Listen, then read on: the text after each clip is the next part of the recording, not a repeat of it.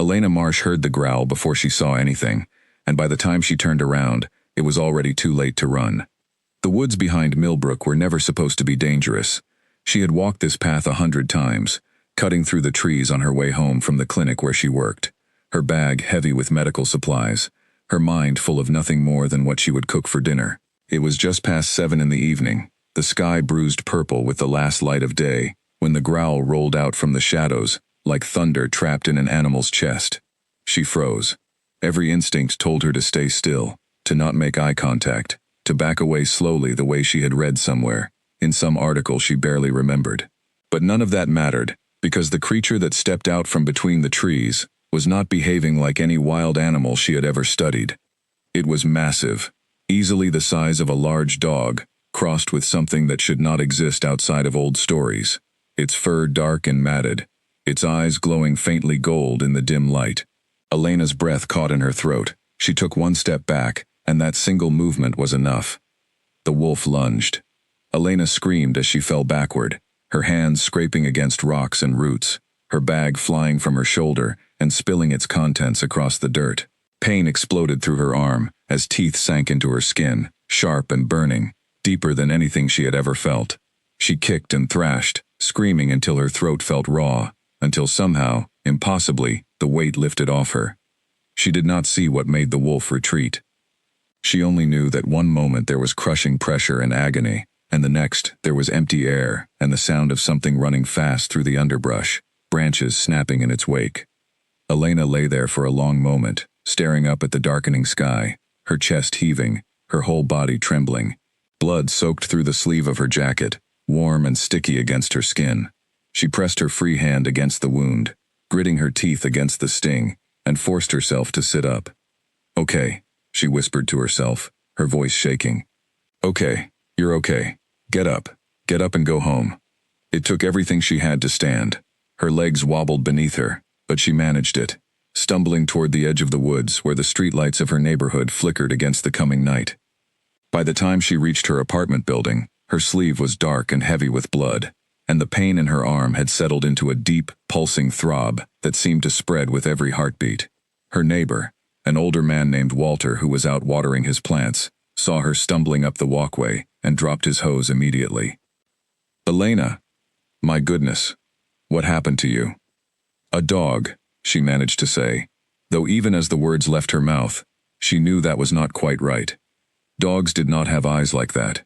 Dogs did not move with that kind of terrible grace. It came out of nowhere. "I think I need to go to the hospital." Walter helped her into his car without hesitation, and within 20 minutes, she was sitting on an examination table at Millbrook General, wincing as a nurse gently unwrapped the makeshift bandage she had tied around her arm, using a scarf from her bag. The doctor who came to see her, a middle-aged woman named Dr. Whitfield, frowned deeply as she examined the wound.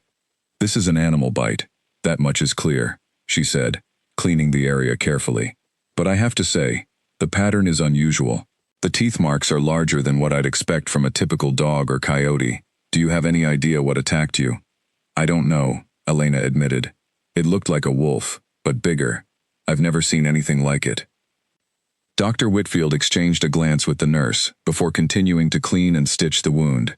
"There haven't been any wolf sightings reported around here in years, not since they were reintroduced to the Northern Reserve, and even then, they stay far from town.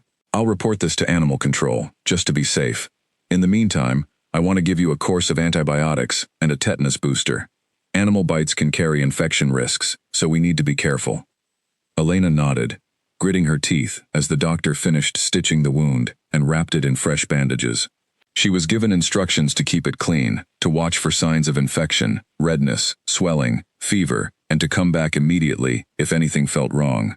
She followed those instructions carefully over the next 2 days, cleaning the wound morning and night, taking her medication on schedule. But something felt off from the very first night. The bite site did not look like a normal wound healing. Instead of scabbing over the way she expected, the skin around it seemed to shimmer faintly, almost like it was moving beneath the surface, and the pain did not fade the way pain from an injury should. If anything, it grew sharper, more electric, spreading up through her shoulder and down into her fingertips. She barely slept that first night, tossing and turning, her body running unnaturally hot, despite the fan blowing directly on her. Strange dreams crowded her mind. Fragmented images of running through endless trees, of the world tilted at odd angles, of colors and smells so vivid they did not feel like dreams at all. She woke, gasping more than once, her sheets soaked through with sweat, her heart pounding, as though she had actually been running. By the second day, she noticed something even stranger. Her senses seemed sharper than they had any right to be. She could hear the ticking of the clock in her kitchen from her bedroom, 3 rooms away. She could smell the coffee her neighbor was brewing next door, could pick out the individual scent of cinnamon in it. Colors seemed brighter, sounds seemed louder, and there was a restless energy building beneath her skin that she could not explain, a feeling like something was coiling tight inside her chest, waiting to be released. She tried to push the strangeness aside, telling herself it was simply stress, or a reaction to the antibiotics, or her mind playing tricks after such a frightening experience. She went to work at the veterinary clinic as usual, though she found herself flinching at sounds that had never bothered her before, and the animals in the clinic reacted to her differently too. Dogs that were normally calm and friendly grew tense when she approached, whimpering and backing into the corners of their kennels. Even old Buster, a golden retriever she had cared for since he was a puppy, refused to come near her, his tail tucked low, his eyes wide with something that looked disturbingly like fear. "That's strange," her coworker Grace commented, watching Buster cower in his kennel. "He's never acted like that before." "Are you feeling okay, Elena? You look a little pale." "I'm fine," Elena said, though she did not entirely believe it herself. "Maybe I just need more sleep." But sleep did not come easily, not with the restlessness building inside her, not with the strange dreams waiting the moment she closed her eyes. By the 3rd night after the attack, she felt as though her entire body had been wound like a spring, tighter and tighter, until she could barely sit still. Her skin felt too small for whatever was happening beneath it. Her bones ached in a way that had nothing to do with any injury. She had just settled onto her couch, trying to distract herself with a movie, when she noticed the moon outside her window. It was full, round, and impossibly bright, hanging low over the rooftops like it was watching her. The moment she looked at it, something inside her shifted. Pain tore through her body so suddenly that she cried out, falling from the couch to the floor, her hands clawing at the carpet. It felt like every bone in her body was rearranging itself at once, her spine twisting, her limbs stretching and contracting in ways that should have been impossible. She screamed, but the sound that came out was wrong, distorted, shifting halfway through into something closer to a howl.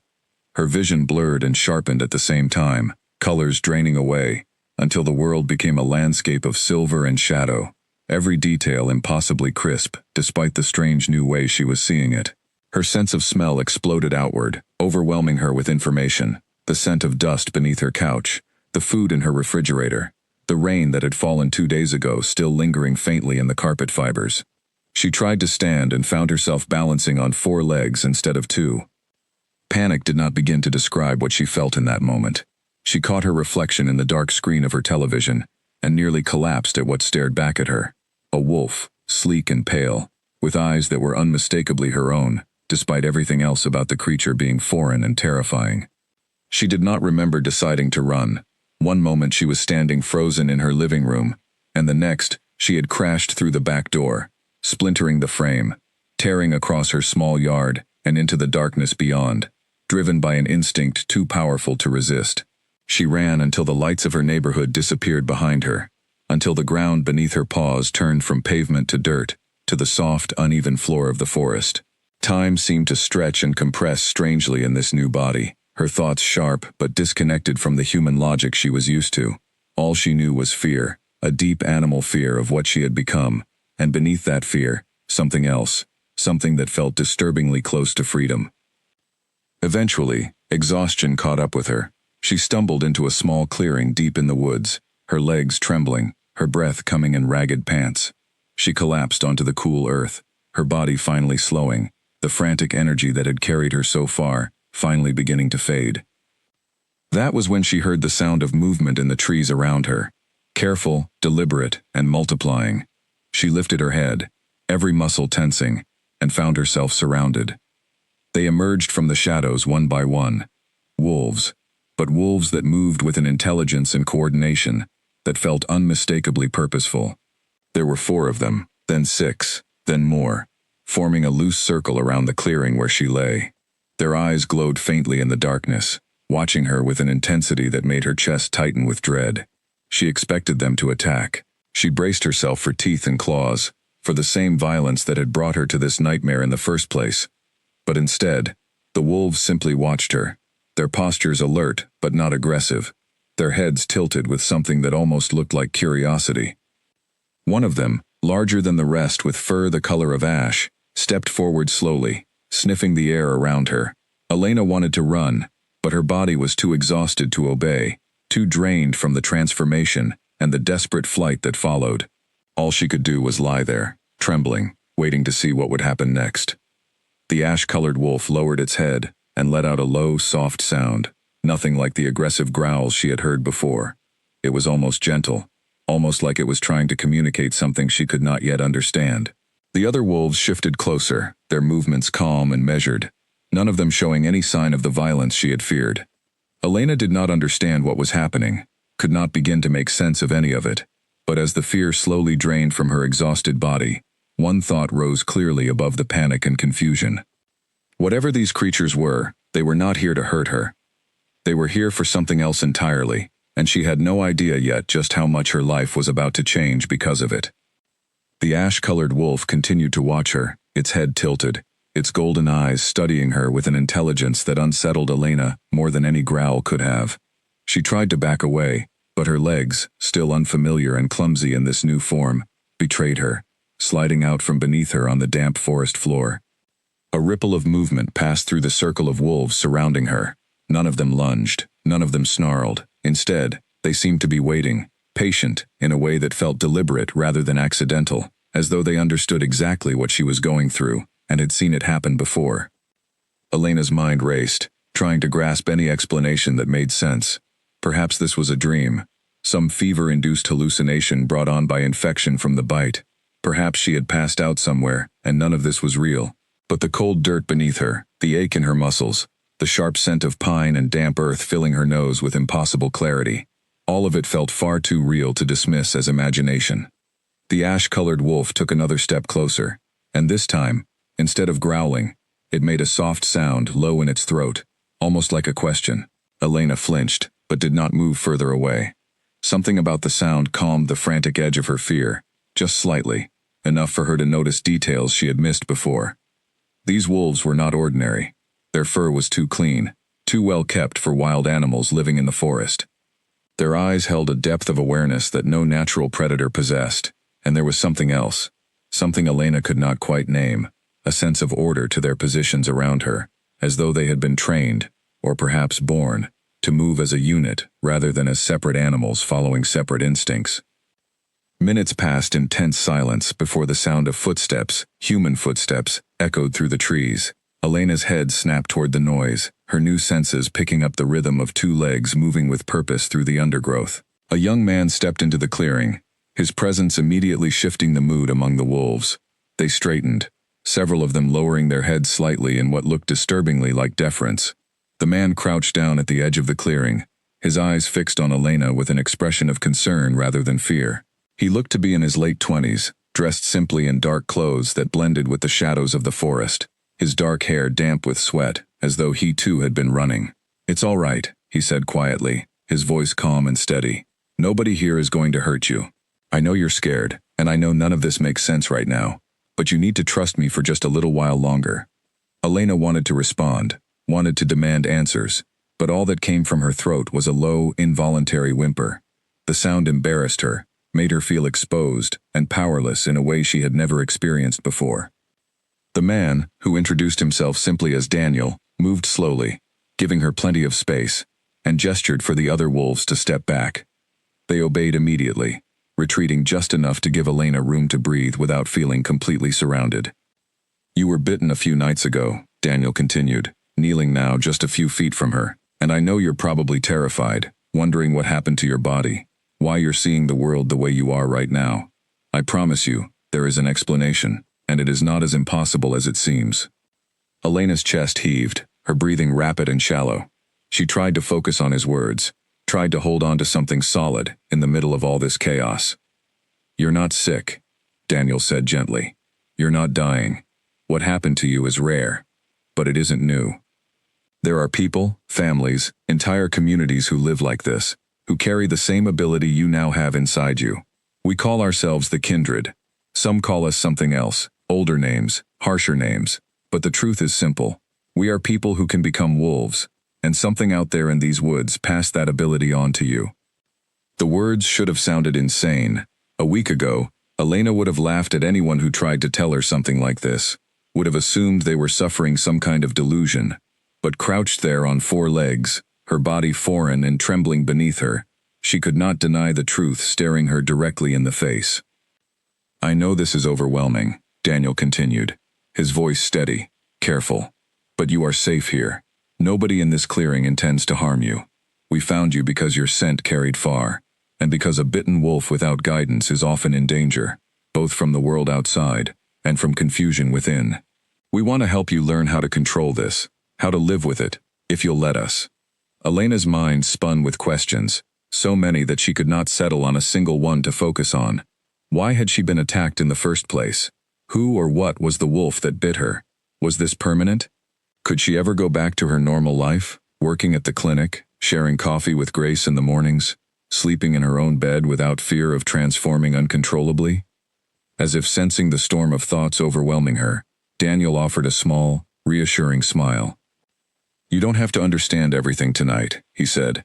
Right now, all you need to do is trust that we mean you no harm, and let us guide you somewhere safe until morning comes, and this form fades on its own. The change will not last forever. Once the sun rises, your body should return to normal, at least for now. Elena hesitated, every instinct warning her against trusting strangers, especially strangers who commanded a circle of intelligent wolves with nothing more than their presence. But exhaustion weighed heavily on her, and the alternative, wandering blindly through unfamiliar woods in a body she could not control, felt far more dangerous than following this man, who at least seemed to understand what was happening to her. Slowly, cautiously, she rose to her feet, her legs still unsteady beneath her unfamiliar form. Daniel nodded encouragingly and began walking, keeping his pace slow enough for her to follow without difficulty. The other wolves fell into step around them, no longer surrounding her threateningly, but instead moving alongside her, almost like an escort. They walked for nearly an hour, deeper into the forest than Elena had ever ventured, until the trees began to thin and open into a wide, hidden valley. Nestled within it was a settlement unlike anything Elena had expected. Sturdy wooden buildings arranged in a loose circle, smoke rising gently from a few chimneys, lanterns glowing warmly despite the late hour. It looked like something from another century, peaceful and self-contained, hidden completely from the modern world beyond the tree line. This is one of our territories, Daniel explained as they approached. There are several scattered throughout the region, each overseen by different packs. This one belongs to a group that has agreed to help newly turned individuals like yourself, at least until arrangements can be made for your training. Elena's ears, still sharp and unfamiliar in this form, picked up hushed voices as they entered the settlement, curious murmurs from figures who watched from doorways and windows. She felt horribly exposed, a wolf walking openly through a place clearly built by and for humans, and yet nobody reacted with the shock or fear she expected. Instead, there was only quiet curiosity. Occasional whispered questions passed between neighbors. Daniel led her to a small, secluded building near the edge of the settlement, away from the more populated central area. Inside, a woman with kind eyes and graying hair waited for them, introduced simply as Mara, who Daniel explained was responsible for caring for those newly bitten until they adjusted to their new reality. You'll stay here until morning, Mara said gently, guiding Elena toward a soft bed of blankets arranged in the corner of the room. The change will fade with the sunrise, and when it does, we'll talk more, answer whatever questions you have. For now, just rest. You've been through more than most people could handle in a lifetime, all in the span of a single night. Elena lowered herself onto the blankets, her body finally beginning to relax, now that the frantic energy of the transformation and the flight through the woods had faded into simple exhaustion. She watched Daniel and Mara step outside quietly, leaving her alone with her racing thoughts and the strange, unfamiliar body she now inhabited. Sleep came slowly, but it came, dragging her down into darkness despite everything, her mind still spinning with unanswered questions about what her life had become, and what exactly waited for her, once the sun rose, and this nightmare, or perhaps this new reality, revealed its true shape in the light of day. When morning finally broke through the small window of the room, Elena felt the change happen in reverse this time, her bones shifting back into familiar human shapes, the pain sharp but somehow less overwhelming than before, as though her body already understood the process a little better. She woke gasping, human again, tangled in blankets, her heart pounding with the memory of everything that had happened. Mara entered moments later, carrying a change of clothes and a cup of warm tea, her expression calm and unsurprised, as though this scene played out often enough to no longer shock her. "There you are," Mara said softly, setting the tea down beside her. "How are you feeling?" Elena opened her mouth to answer, but no words came. How could she possibly describe how she felt, caught between terror and disbelief, wondering if her entire life had just been rewritten by a single violent encounter in the woods? "Take your time," Mara said, seeming to understand the silence better than words could explain.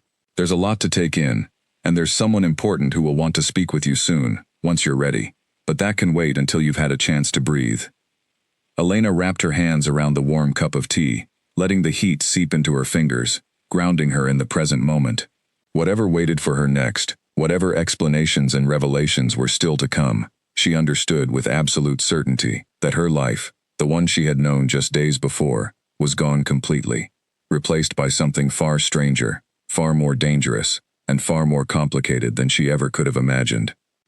Elena had barely finished her tea when the door to the small room opened again, and Mara stepped aside to let someone else enter, a tall woman, with sharp features and silver-streaked hair pulled back into a tight braid. Unlike Daniel and Mara, this woman's presence carried an immediate weight, a kind of authority that made Elena instinctively sit up straighter, despite her exhaustion. "My name is Cassandra," the woman said, her voice crisp and measured. "I oversee this settlement and the pack that protects it. I understand you have many questions, and I intend to answer as many as I can. But first, I need to understand exactly what happened to you." Elena recounted the attack as best she could, the walk home through the woods, the sudden appearance of the wolf, the pain of the bite, and everything strange that followed in the days after. Cassandra listened without interruption, her expression unreadable, occasionally exchanging a glance with Mara that Elena could not decipher. "The wolf that attacked you," Cassandra said once Elena finished. "Did you notice anything unusual about it, beyond its size?" Elena thought back to that terrifying moment in the woods, forcing herself to remember details she had tried hard to forget. "Its eyes," she said slowly. "They were gold, almost glowing, and it moved differently than a normal animal would, more deliberate, like it was thinking rather than just reacting." Cassandra's expression tightened slightly at this, though she said nothing further about it, instead, turning the conversation toward more immediate matters.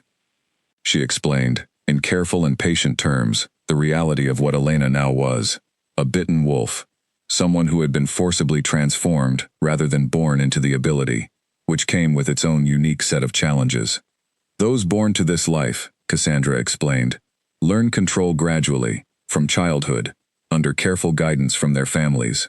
Bitten wolves like yourself do not have that advantage.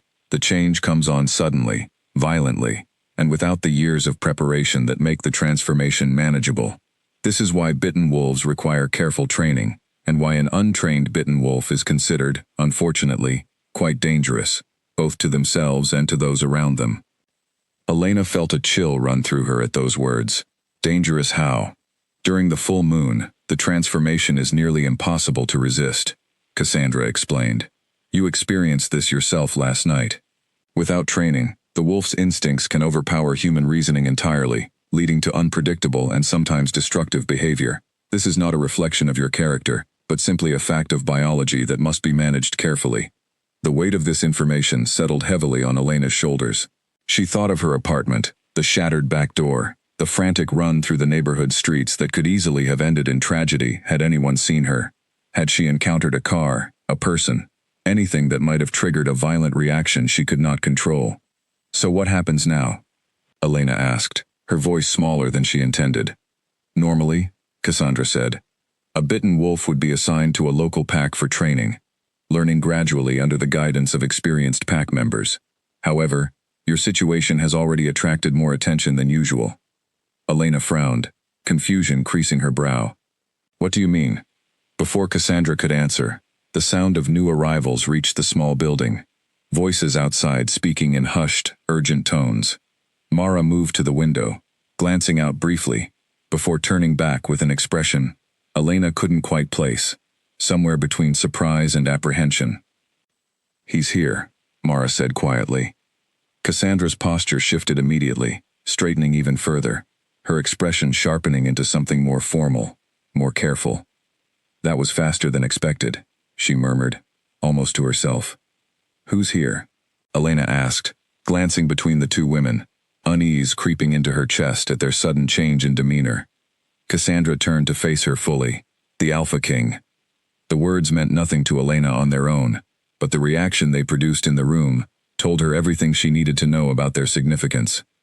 Even Daniel, who had remained quiet near the doorway throughout the conversation, straightened noticeably, his casual demeanor replaced by something far more formal and respectful. I don't understand, Elena said. Why would someone like that come here? For me? That, Cassandra admitted, is something none of us expected either.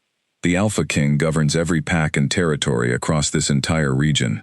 His attention rarely falls on individual matters, especially not on a single bitten wolf, without lineage or connections. His arrival here, personally, is highly unusual. Elena's stomach twisted with anxiety. Everything about her situation already felt overwhelming, and now she was being told that some kind of powerful figure had traveled personally to address her circumstances, for reasons nobody seemed able to explain.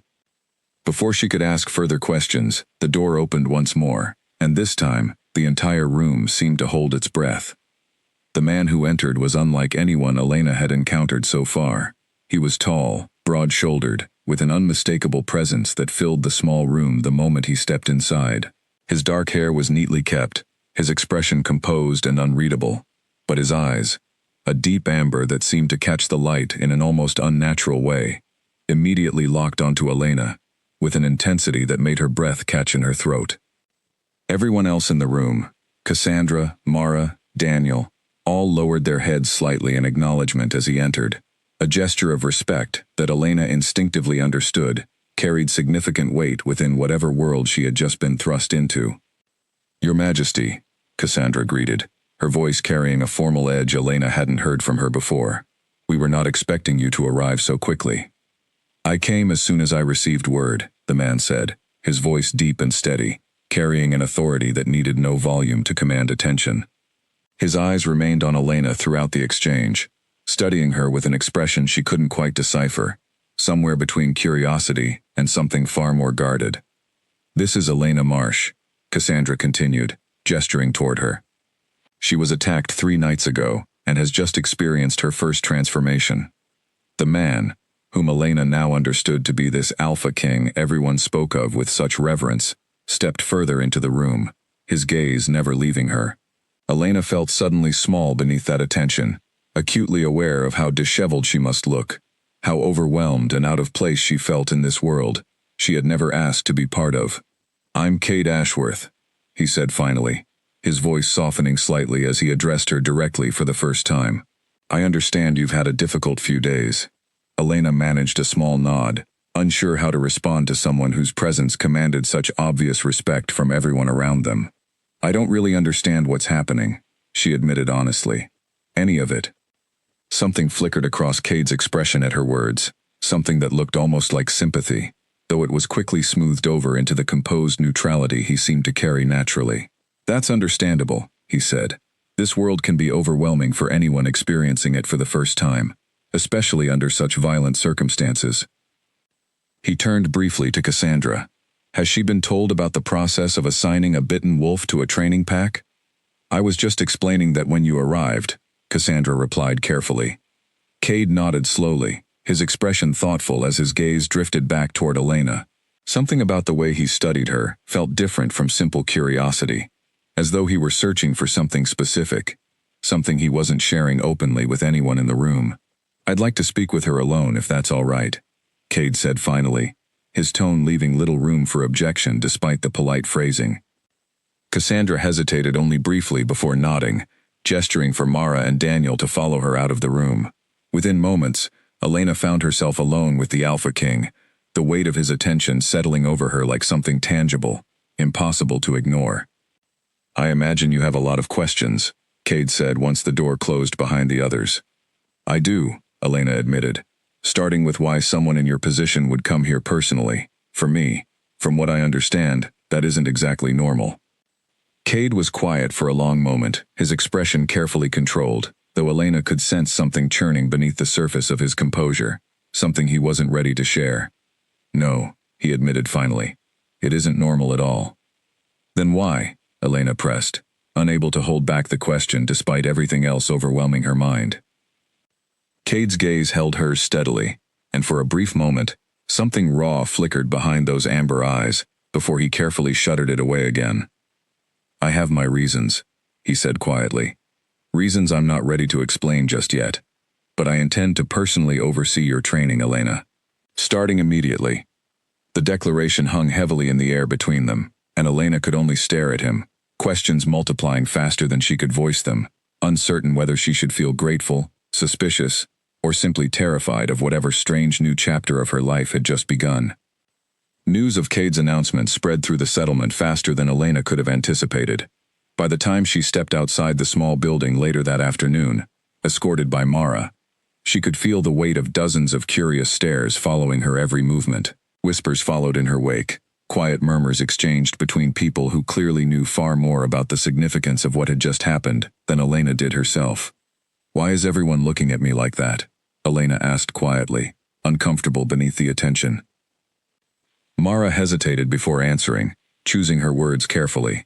"Because what the Alpha King just did has never happened before, not in living memory. He governs every pack across dozens of territories.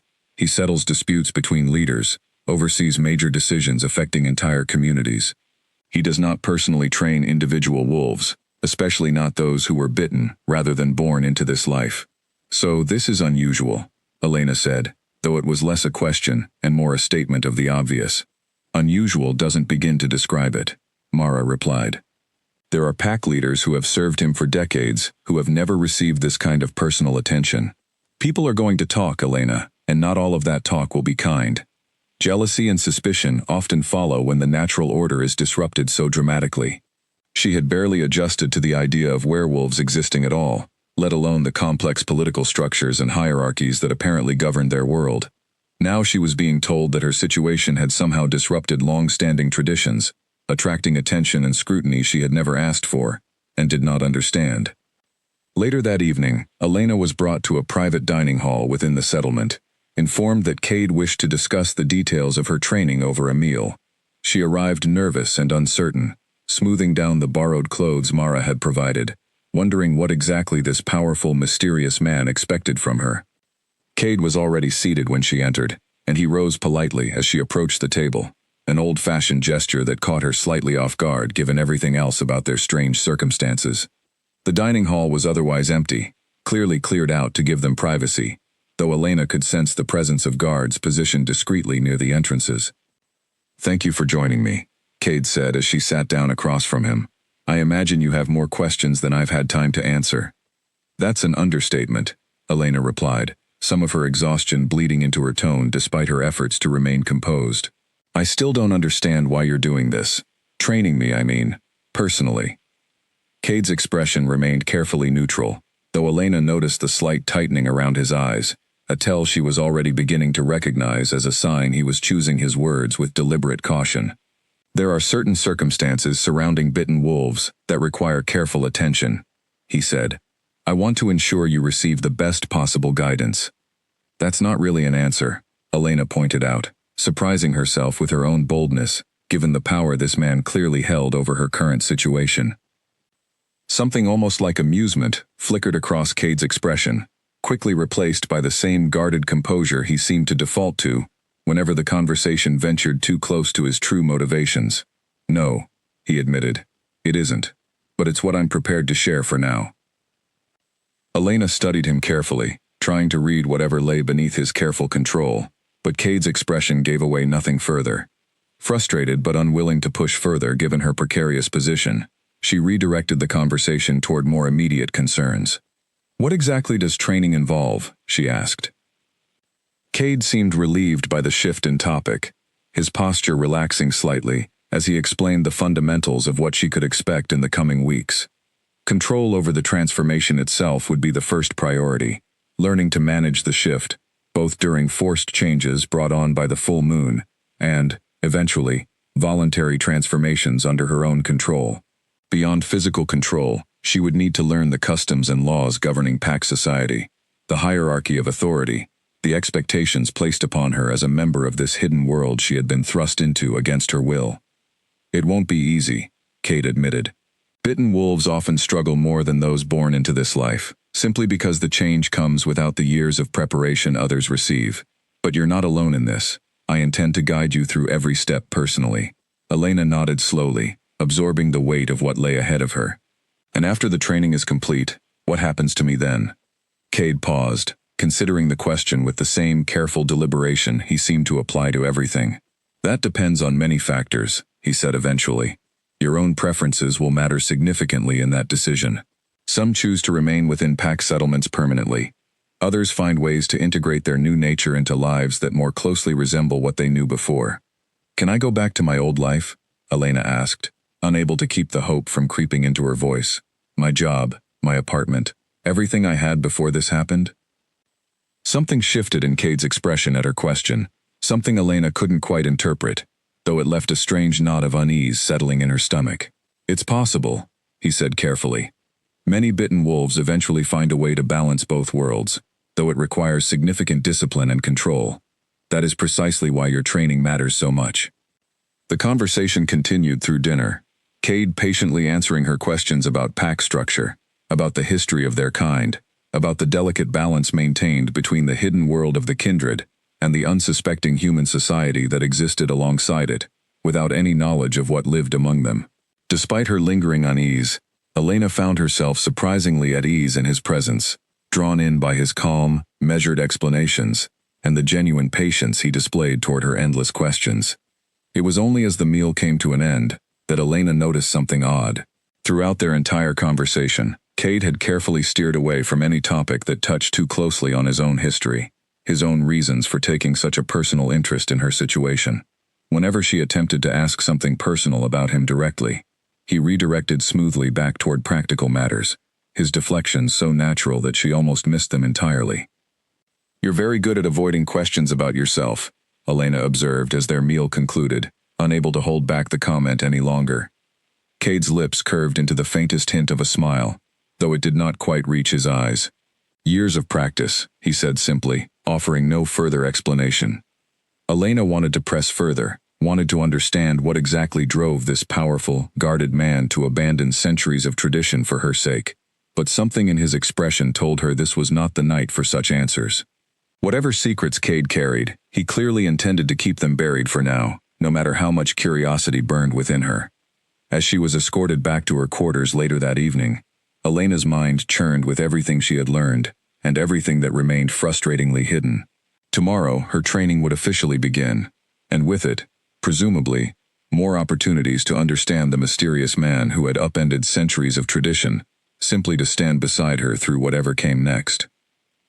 Whatever his reasons, Elena resolved as she settled into her borrowed bed that night, she intended to discover the truth eventually, no matter how carefully Cade Ashworth guarded it.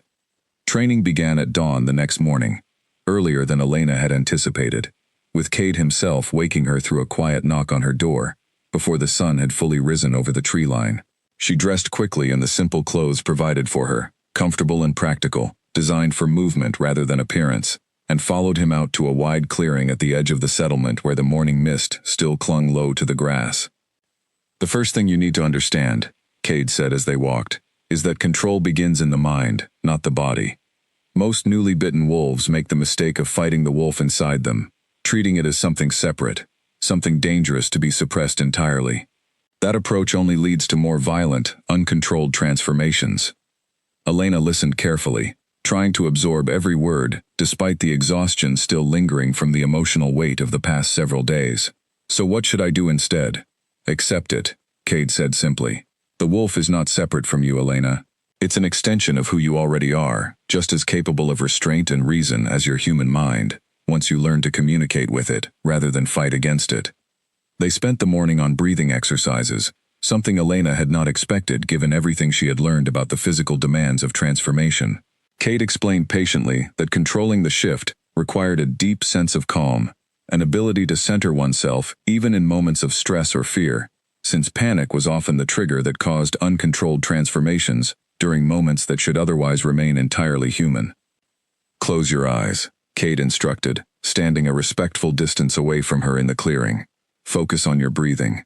Feel the wolf beneath your skin, not as a threat, but as a part of yourself you're simply getting to know. Elena followed his instructions, closing her eyes and focusing on the rhythm of her breath, though her mind kept drifting toward doubt, toward the memory of that first terrifying transformation and the desperate flight through the woods that followed. She could feel Cade watching her carefully, his presence steady and patient despite her obvious struggle. "You're overthinking it," he said gently. "Stop trying to control every thought. Just breathe." Hours passed this way, Cade patiently guiding her through exercise after exercise, correcting her posture, her breathing, her mental focus, never once showing frustration despite her repeated failures to achieve the calm state he described. By midday, exhaustion had settled deep into Elena's bones, both physical and mental, and she collapsed onto the grass with a frustrated groan. "I don't think I can do this," she admitted, staring up at the sky above them. Cade lowered himself to sit beside her, close enough that Elena could feel the warmth radiating from him despite the cool morning air. "Everyone struggles at first," he said. "This isn't something that comes naturally, especially not for someone forced into this life without years of preparation. Give yourself patience, Elena. You've only just begun." There was something in his tone, a gentleness that contrasted sharply with the composed, authoritative figure he presented to everyone else in the settlement, that caught Elena's attention. She turned to look at him, studying his profile as he stared out across the clearing, his expression unusually open in this quiet, private moment. "Can I ask you something?" she said. Cade glanced toward her, his guard visibly rising slightly at her tone, though he nodded regardless. "Of course. Why does everyone treat you so differently than they treat each other?" Elena asked. "I understand you're powerful, that you govern all these territories, but it's more than that. People seem almost afraid of you, or maybe in awe. I can't quite decide which." Cade considered the question carefully before answering. "Both, probably," he admitted. "The role of Alpha King carries significant responsibility, and with that responsibility comes power that isn't always easy for others to be comfortable around. I've held this position for over a decade now, since I was quite young actually. It changes how people perceive you, whether you want it to or not." "That sounds lonely," Elena said before she could stop herself, immediately wondering if the comment had been too forward.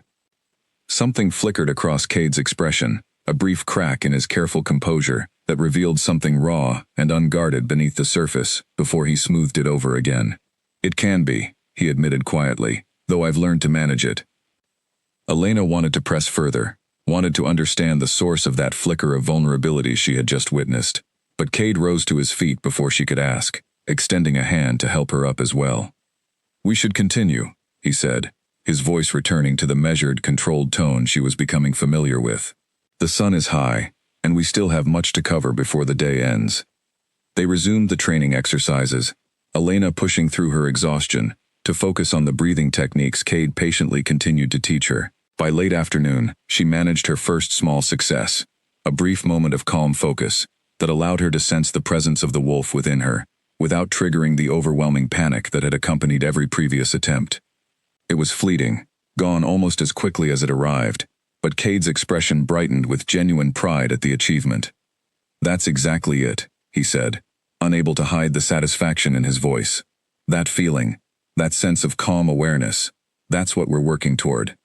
It will take time before you can access it reliably, but you've just proven you're capable of it." Elena felt a swell of pride at his words, surprising herself with how much his approval meant to her despite having known him for such a short time. "Thank you," she said, "for being patient with me through all of this." Cade's expression softened slightly, something warm passing behind his amber eyes before he carefully composed himself once more. "You're doing better than you realize," he said. "Most bitten wolves take weeks before they experience even that small breakthrough. As the sun began to set, casting long shadows across the clearing, Cade called an end to the day's training, promising to resume the following morning, with additional exercises building on what she had already learned.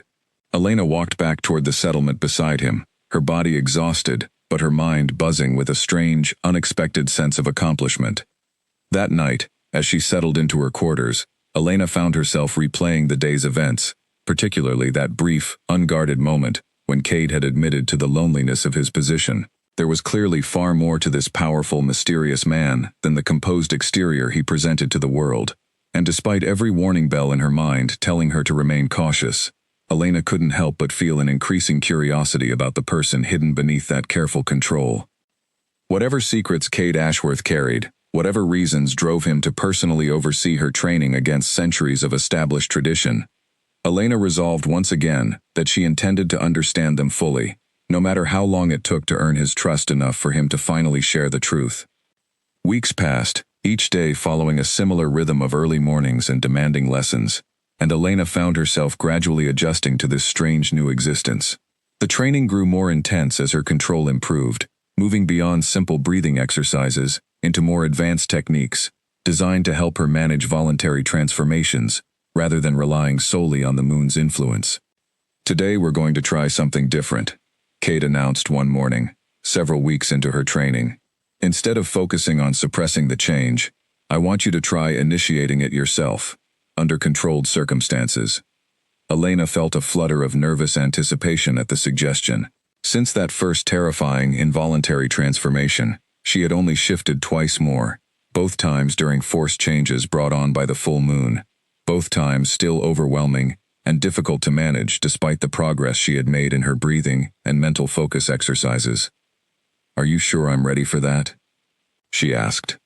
"I think you're more ready than you realize," Cade said, his confidence in her evident in his steady tone. "You've made remarkable progress these past few weeks. I want to see if you can channel that same calm focus into initiating the shift voluntarily, rather than only using it to manage an involuntary change." Under his careful guidance, Elena worked through the exercises slowly, focusing on the sense of the wolf within her, no longer treating it as something foreign and frightening, but as an extension of herself she was gradually learning to understand. It took several attempts, several moments of frustration, when the shift refused to come despite her efforts, but eventually, with Cade's steady encouragement, she felt the familiar tingling sensation beginning to spread through her limbs. This time, the transformation felt different from before. Instead of the violent, uncontrolled pain that had accompanied her first change, this shift came more gradually, guided by her own conscious effort, rather than overwhelming her entirely. When it finished, she found herself standing on 4 legs once more, but this time with far more clarity of mind, far more sense of control over her own body than she had experienced previously. Cade's expression, when she looked toward him, radiated genuine pride. "That's incredible progress, Elena," he said, crouching down to her level, his amber eyes warm with approval. "Most bitten wolves take months to achieve voluntary transformation. You've managed it in a matter of weeks." Elena felt a surge of accomplishment at his words, though beneath that pride, she also noticed something else stirring within her, an awareness of Cade's presence that had been steadily growing throughout their weeks of training together. She had grown accustomed to his patient guidance, his measured voice, the rare moments when his careful composure slipped just enough to reveal glimpses of the person hidden beneath his authoritative exterior. As she shifted back to her human form, guided once more by his careful instruction, Elena caught Cade watching her with an expression she couldn't quite place, something softer than the professional interest he typically displayed during their training sessions. The moment passed quickly, replaced by his usual composed demeanor, but it left Elena wondering, not for the first time, about the true nature of his feelings toward her.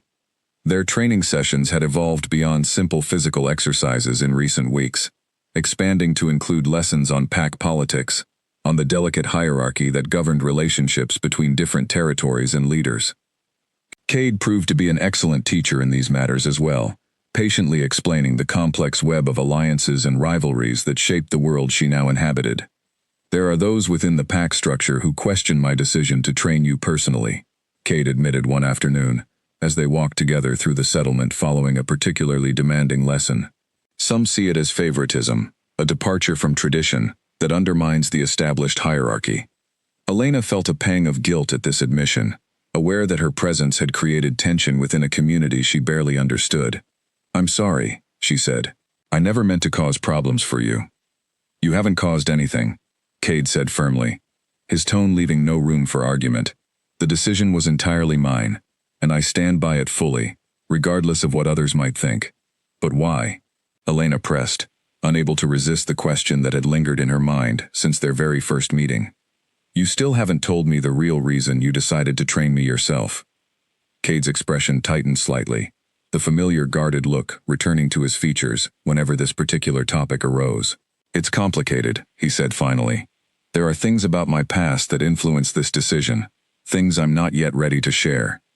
Elena studied him carefully, noting the tension in his shoulders, the way his jaw clenched slightly at the mention of his past.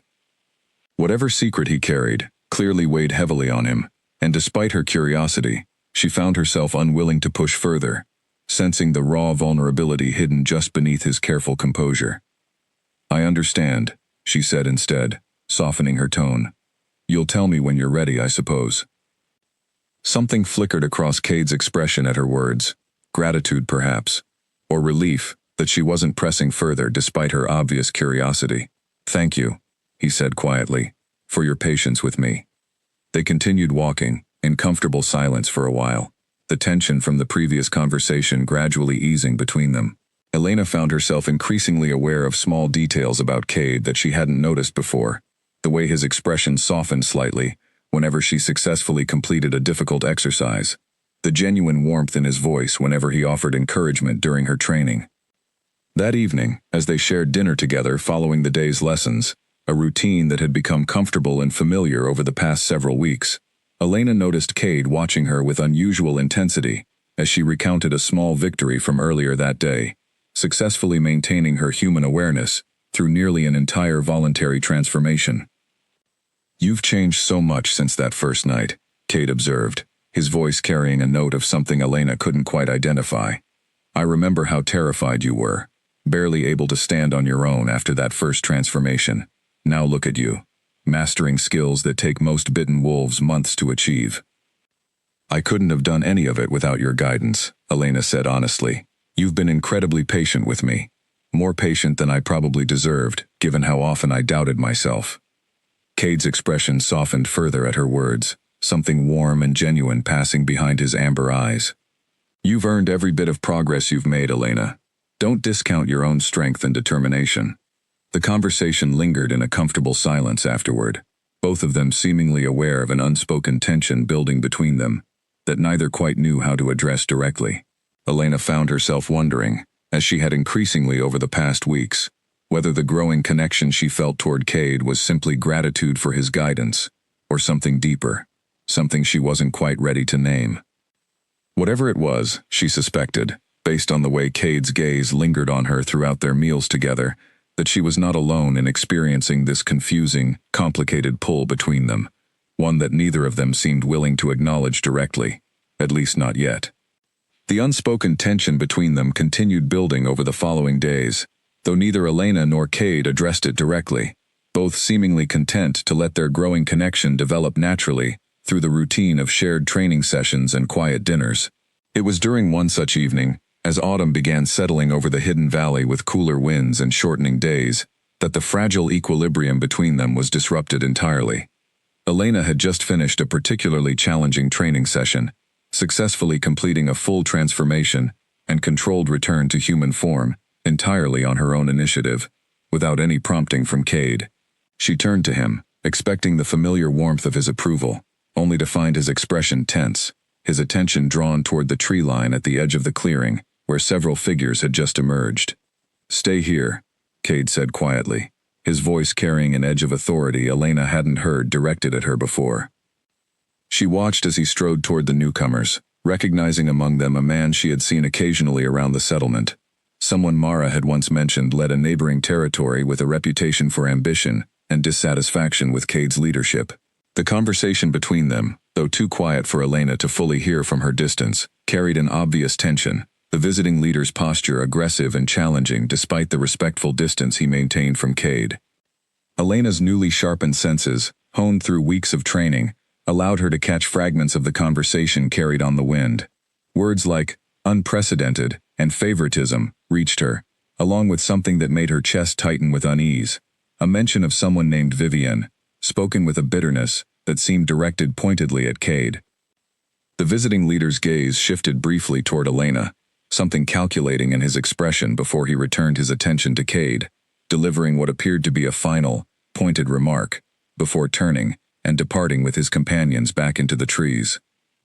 Cade remained standing at the edge of the clearing for a long moment after they left, his shoulders tense, his expression carefully controlled in a way that told Elena he was working hard to contain whatever emotions the encounter had stirred within him. When he finally returned to where she waited, his composure had returned, though Elena could see the strain still lingering behind his eyes. "What was that about?" Elena asked carefully.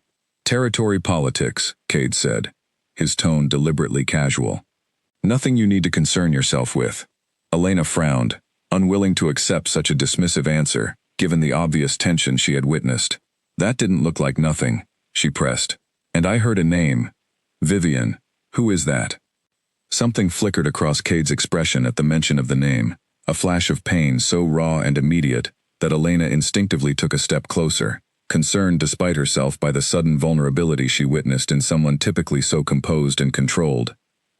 "It's not important," Cade said, though his voice had grown noticeably tighter, less steady than his usual measured tone. "Cade," Elena said softly, using his given name for one of the few times since they had met. "You can trust me. Whatever this is, whoever Vivian was, I can see how much it affects you. I'm not asking to satisfy idle curiosity. I care about what's troubling you."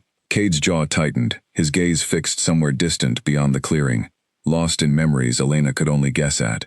For a long moment, she thought he might refuse to answer entirely, retreating once more behind the careful walls he had maintained since their very first meeting. "Not today," he said finally, his voice quiet but firm. "Please, Elena, not today." Something in his tone, a rawness that spoke of deep, unhealed pain, convinced Elena to relent, at least for now. She nodded slowly, resisting the urge to press further despite her burning curiosity. "All right," she said gently, "whenever you're ready." They walked back toward the settlement in silence, the comfortable ease that had developed between them over the past weeks, replaced by something heavier, more complicated. Elena could sense Cade's mind was elsewhere, consumed by whatever memories the confrontation had stirred within him, and she found herself worrying about him in a way that surprised her with its intensity. That night, unable to sleep, Elena found herself wandering the quiet paths of the settlement, her mind replaying the tension she had witnessed earlier that day. She eventually found herself near the edge of the training clearing, drawn by some instinct she couldn't quite explain, only to discover Cade already there, sitting alone on a fallen log, staring up at the star-scattered sky above. He noticed her approach, but didn't turn away, instead offering a small, tired smile as she settled beside him. "Couldn't sleep either?" he asked. "Too much on my mind," Elena admitted, settling onto the log beside him, close enough to feel the warmth radiating from his presence, despite the cool night air surrounding them. They sat together in comfortable silence for several minutes, before Cade finally spoke again, his voice quiet, hesitant, in a way Elena had never heard from him before. "Vivian was someone I cared about deeply," he said finally, the words seeming to cost him considerable effort. "Many years ago, before I became Alpha King." Elena remained silent, sensing the fragility of the moment, unwilling to interrupt whatever Cade was finally, tentatively choosing to share with her. "She was attacked," Cade continued, his voice growing rougher with emotion he clearly struggled to contain. "By a rogue wolf, much like what happened to you. I wasn't there to protect her when it happened. By the time I found her, the damage had already been done, and she never recovered from what that attack did to her, both physically and otherwise." The pieces began falling into place in Elena's mind, the pain behind his eyes whenever certain topics arose, his insistence on personally overseeing her training, despite centuries of tradition suggesting otherwise, the raw vulnerability that flickered beneath his composed exterior, whenever her own situation mirrored circumstances from his past too closely. "I'm so sorry," Elena said softly, reaching out instinctively to place her hand over his. Cade's gaze dropped to where their hands met, something complicated passing behind his expression, before he finally looked back up to meet her eyes directly. "When I heard about your attack," he continued, his voice barely above a whisper now, "about the circumstances, the location, everything about it reminded me so strongly of what happened to her. I couldn't stay away, Elena. Even though every tradition, every expectation, placed upon someone in my position, told me I should have simply assigned you to another pack for training." Elena's heart ached at the raw honesty in his admission, understanding now the depth of pain and guilt that had driven him to abandon centuries of established practice for her sake. "Is that the only reason?" she asked quietly, needing to understand fully despite the vulnerability evident in his expression. Cade hesitated, his gaze searching hers with an intensity that made her breath catch in her throat. "It was, at first," he admitted finally. "But it isn't anymore, Elena. Somewhere along the way, this became about far more than guilt or unresolved grief from my past." The weight of his words settled between them, charged with an intimacy neither of them had directly acknowledged until this moment, though both had clearly felt its presence building steadily over their weeks together. Elena found herself unable to look away from his gaze, aware suddenly of just how close they were sitting, how much had shifted between them since that first terrifying night, when she had collapsed exhausted before a circle of watchful wolves. Whatever came next, Elena understood, with sudden clarity. Their relationship had crossed some invisible threshold tonight, moving beyond simple mentor and student, into territory far more complicated, far more significant than either of them had been prepared to acknowledge until this quiet, vulnerable moment beneath the stars. News of the confrontation between Cade and the visiting territory leader spread quickly through the settlement in the days that followed, and with it came a fresh wave of scrutiny directed toward Elena. She noticed the shift immediately, whispered conversations that quieted whenever she approached, glances exchanged between pack members that carried a weight of suspicion she hadn't experienced before. "They're talking about Vivian," Mara admitted one afternoon, when Elena finally worked up the courage to ask directly about the growing tension surrounding her. "Word has spread about what happened between Cade and Marcus, the territory leader who confronted him. People are drawing their own conclusions about why the Alpha King has taken such a personal interest in your training." "What conclusions?" Elena asked, though she suspected she already knew the answer. Mara's expression grew careful, measured in a way that told Elena the truth might be difficult to hear. "Some believe you remind him too strongly of what he lost, that his attention toward you stems from unresolved grief rather than anything genuine. Others worry that his judgment has been compromised, that he's allowing personal feelings to interfere with his responsibilities as Alpha King." The words stung more than Elena expected, striking uncomfortably close to fears she had privately harbored herself since learning about Vivian. Was she simply a substitute for someone Cade had lost, a way for him to address guilt and grief that had nothing genuinely to do with her as an individual? That evening, during their scheduled training session, Elena found herself unusually distracted, her focus scattered, despite Cade's patient attempts to guide her through increasingly advanced exercises. He noticed her distraction immediately, calling an early end to their lesson, with obvious concern etched across his features. "Something's troubling you," he observed, as they sat together on the familiar fallen log at the edge of the clearing. "You've been distant all evening." Elena hesitated, uncertain whether to voice the doubts currently plaguing her mind, but the openness Cade had shown her during their previous conversation about Vivian encouraged her to be equally honest now. "About Vivian, about why you're really training me. They think I'm just a replacement for what you lost, someone convenient to project unresolved feelings onto." Cade's expression tightened, a flash of frustration crossing his features, before he carefully composed himself once more. "Is that what you believe as well?" he asked quietly, his voice carrying an undertone of vulnerability that surprised her. "I don't know what to believe," Elena admitted honestly. "You told me yourself that guilt over what happened to her was your initial reason for taking interest in my situation.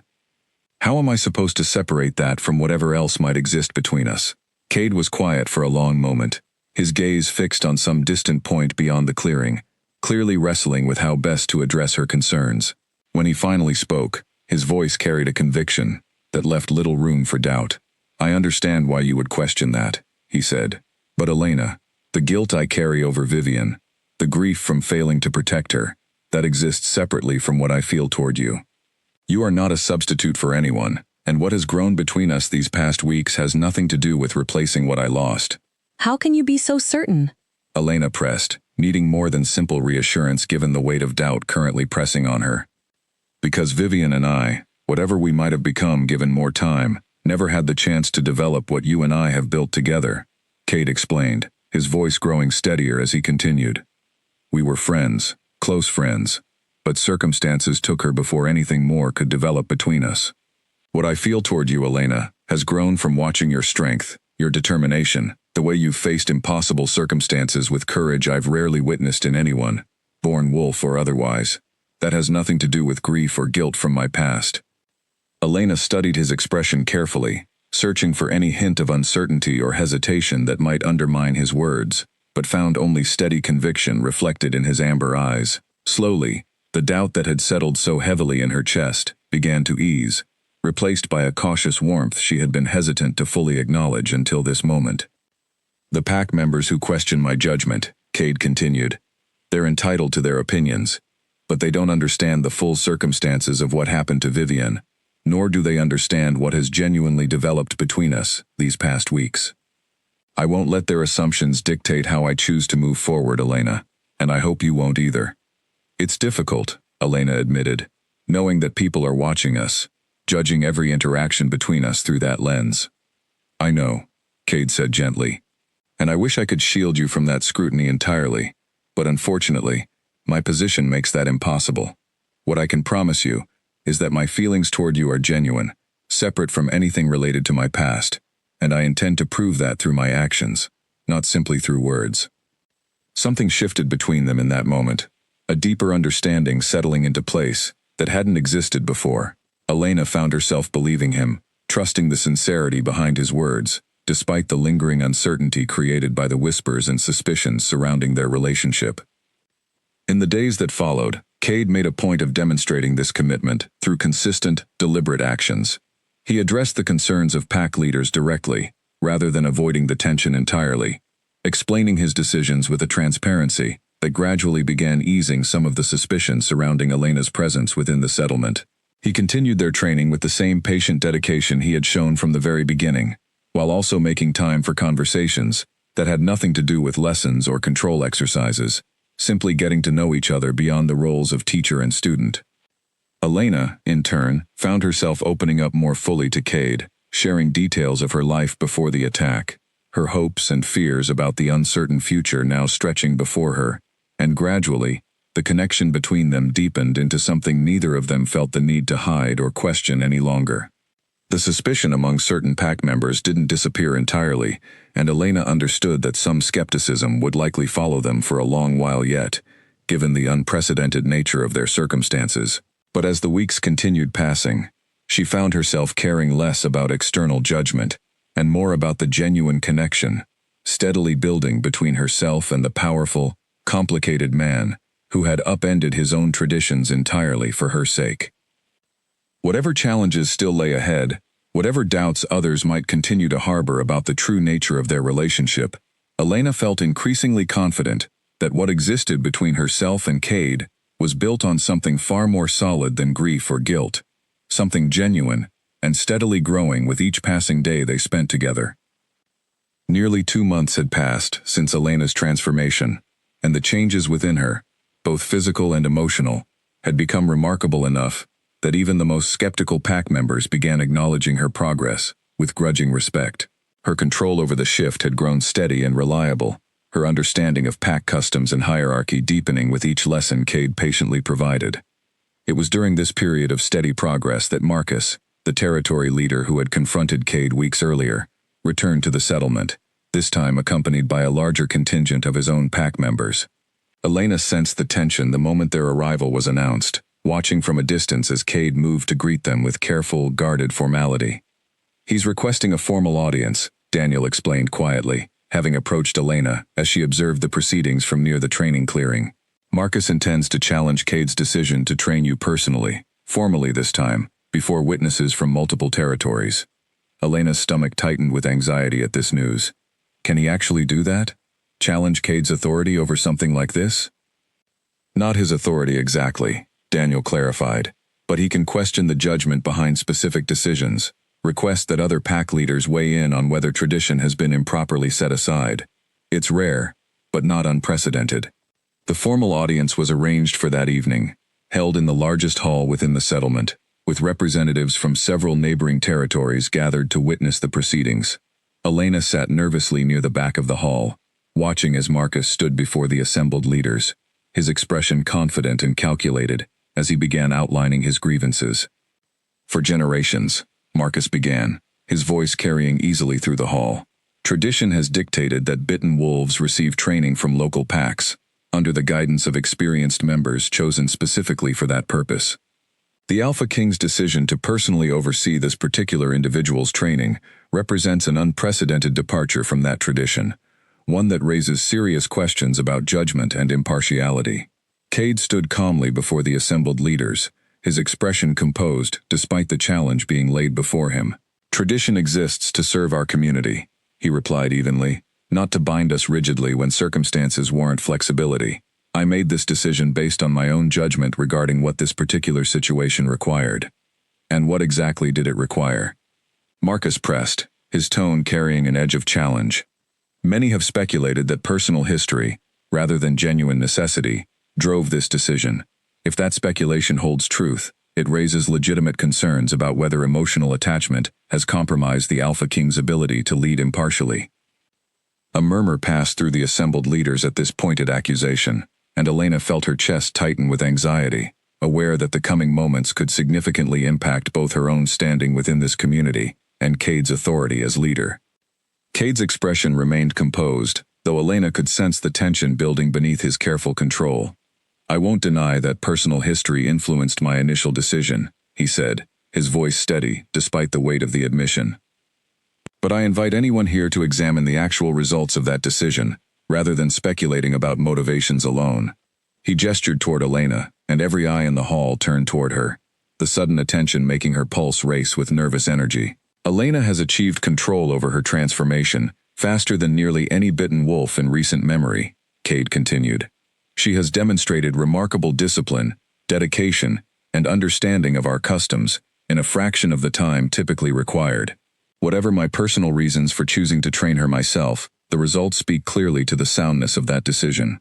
Marcus's expression flickered with something like frustration at this response, clearly having expected a different reaction from Cade. "Results alone do not excuse a departure from established tradition," he argued. "Precedent matters, Alpha King. If personal feelings can override centuries of practice for one individual, what prevents that same reasoning from being applied inconsistently in future situations, undermining the very structure that maintains order across all our territories?" The hall fell silent, waiting for Cade's response to this pointed challenge. Elena watched him carefully, sensing the weight of the moment, understanding that whatever he said next would significantly shape how their relationship, and her own place within this community, would be perceived moving forward. "You raise a fair concern," Cade acknowledged finally, surprising several of the assembled leaders with his willingness to validate the criticism, rather than dismissing it outright. "Consistency in leadership matters greatly, and I take that responsibility seriously. However, I would ask this assembly to consider that exceptional circumstances sometimes warrant exceptional responses, provided those responses are transparent and accountable, rather than arbitrary." He turned to address the wider gathering rather than Marcus alone. "I am prepared to have my decision regarding Elena's training reviewed by this council, judged on its merits and results, rather than assumptions about hidden motivations. If the majority determines that this decision was inappropriate despite its outcomes, I will accept that judgment and adjust accordingly." This offer clearly caught many of the assembled leaders off guard, murmurs of surprise rippling through the hall at Cade's willingness to submit his own authority to collective judgment. Marcus, too, seemed momentarily thrown off balance by this response, having perhaps expected either stubborn defensiveness or complete capitulation, rather than this measured, confident offer of accountability. After several moments of quiet deliberation among the assembled leaders, an older woman, representing one of the more distant territories, rose to speak. "I have observed Elena's progress from reports shared across the territories," she said.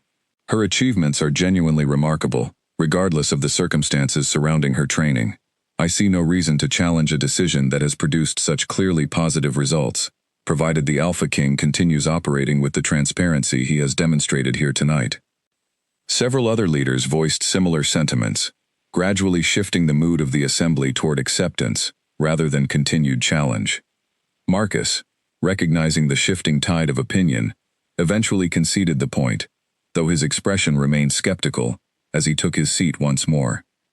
As the formal proceedings concluded, Elena felt a wave of relief wash over her, understanding that whatever challenges still lay ahead, tonight's confrontation had ultimately strengthened, rather than undermined, both her own standing and Cade's authority within this complex, hierarchical world she had been thrust into so unexpectedly months earlier. Later that evening, as the assembled leaders began departing the settlement, Cade found Elena waiting near the training clearing, her expression a mixture of relief and lingering anxiety from the intensity of the evening's proceedings. "You handled that beautifully," Elena said, as he approached. "I was terrified they might actually challenge your authority successfully." "I meant what I said," Cade replied, settling beside her on their familiar fallen log. "I'm willing to be held accountable for this decision, Elena, because I believe fully in its rightness, both for practical reasons and for reasons far more personal that I've already shared with you." Elena leaned slightly against him, grateful for the steady warmth of his presence after such a tense, uncertain evening. "Thank you," she said quietly, "for standing by me tonight, even when it would have been easier to distance yourself from the controversy."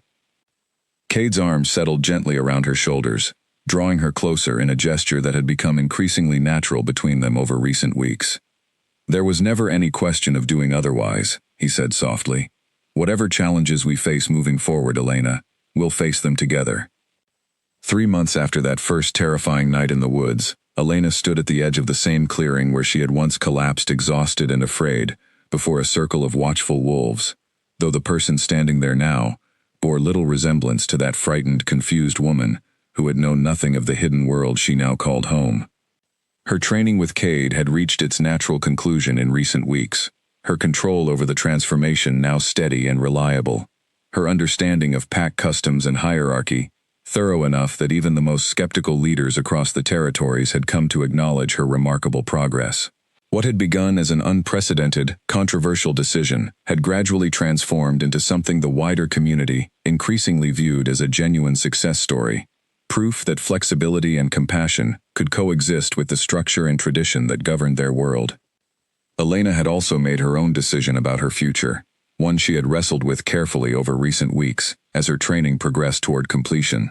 She would not be returning to her old life entirely, not to the small apartment or the job at the veterinary clinic that had once defined her existence. Instead, she had chosen to remain within the community that had become her home, though she maintained careful boundaries that allowed her occasional visits to check on old friends and acquaintances from her previous life, always ensuring her transformation remained carefully controlled during those visits. Today marked a significant occasion, a formal ceremony recognizing her completion of training and her official acceptance into permanent membership within the pack that had first found her, wandering lost and afraid through unfamiliar woods. Representatives from several territories had gathered once more, though this time the mood carried none of the tension from that earlier confrontation with Marcus, replaced instead by genuine celebration and acknowledgement of Elena's remarkable journey. Cassandra, who had overseen much of the practical arrangements throughout Elena's training, stood before the assembled crowd, her expression carrying evident pride as she addressed the gathering. "When Elena first arrived among us," she began, "few could have predicted the remarkable progress she would achieve, nor the significant impact her journey would have on challenging some of our long-held assumptions about training and tradition." Elena stood beside Cade throughout the ceremony, acutely aware of his steady presence beside her, the warmth of his hand occasionally brushing against hers, as Cassandra continued her remarks, highlighting the specific achievements Elena had accomplished throughout her months of dedicated training. When Cassandra's speech concluded, it was Cade's turn to address the gathered assembly, and Elena watched with quiet pride as he stepped forward, his presence commanding immediate attention and respect from everyone present. 3 months ago, Cade began, I made a decision that many questioned, that some actively challenged, choosing to personally oversee the training of someone who had been forcibly and violently brought into our world. I won't pretend that decision was made purely out of practical necessity. Personal history played a role. Grief and guilt from circumstances in my own past that I've shared honestly with those who needed to understand my reasoning." He paused, his gaze finding Elena's amid the crowd, something warm and unguarded passing between them in that brief, private moment, despite the public setting. "But what began as an attempt to address my own unresolved feelings has evolved into something far more meaningful," he continued. "Elena's strength, her determination, her remarkable capacity to face impossible circumstances with courage and grace, these qualities have earned my respect and admiration, entirely separate from whatever initially drove my decision to train her personally." The assembled crowd listened intently as Cade continued, acknowledging the challenges Elena had faced, both physical and emotional, throughout her transformation, from a frightened, newly bitten wolf into a confident, capable member of their community. He spoke of her dedication during training, her willingness to face her fears despite overwhelming uncertainty, and the genuine connections she had built within the pack over recent months. "Today," Cade concluded, "we formally welcome Elena Marsh as a permanent member of this pack, someone who has more than proven her capability, her character, and her commitment to the values and responsibilities that come with membership in our community." A wave of applause and approving murmurs swept through the assembled crowd, and Elena felt tears prick at the corners of her eyes, overwhelmed by the genuine warmth and acceptance now surrounding her, so different from the suspicion and scrutiny that had characterized her earliest days within this hidden world. Following the formal ceremony, as the celebration continued into the evening, with shared food and music that echoed pleasantly through the settlement, Cade found a quiet moment to draw Elena aside, away from the joyful chaos of the gathering. "I have something else I'd like to discuss with you," he said, his expression carrying a nervousness Elena had rarely witnessed from him, given his usually composed and confident demeanor. "What is it?" Elena asked, curious at this unexpected shift in his usually steady confidence. Cade took a slow breath before continuing. "These past 3 months have changed everything for me, Elena, in ways I never anticipated when I first made the decision to train you personally. What started as an attempt to address old grief has become something far more significant, a connection I've come to treasure more deeply than I ever expected to feel again after losing Vivian all those years ago." Elena's heart raced at his words, sensing the significance building within this quiet, private conversation, despite the celebration continuing just beyond their immediate surroundings. "I know our circumstances have been unusual from the very beginning," Cade continued, "and I understand if you need more time before considering anything beyond what we've already built together. But I wanted you to know clearly, without any ambiguity, that my feelings toward you are genuine, separate entirely from grief or guilt, and I hope to continue building whatever future lies ahead of us together, if that's something you want as well." Elena felt a warmth spreading through her chest at his heartfelt admission, understanding fully now the depth of sincerity behind everything Cade had shown her throughout their months together. "I want that too," she said softly, reaching up to gently touch his face. "These past months have given me more than just control over this new part of myself. They've given me you, Cade, and I don't want to imagine a future that doesn't include building something real together."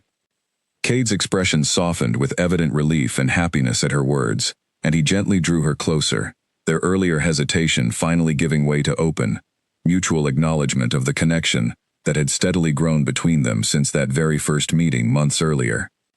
As they stood together beneath the same star-scattered sky that had witnessed so many pivotal moments throughout Elena's transformation, both physical and emotional, she felt a profound sense of peace settle over her, understanding fully now that whatever unexpected turns her life had taken since that terrifying night in the woods, she had found not just a new identity as a capable, controlled wolf, but also genuine belonging within a community that had come to value and respect her, and a connection with someone whose steady, patient devotion had helped guide her through the most challenging transformation of her entire life.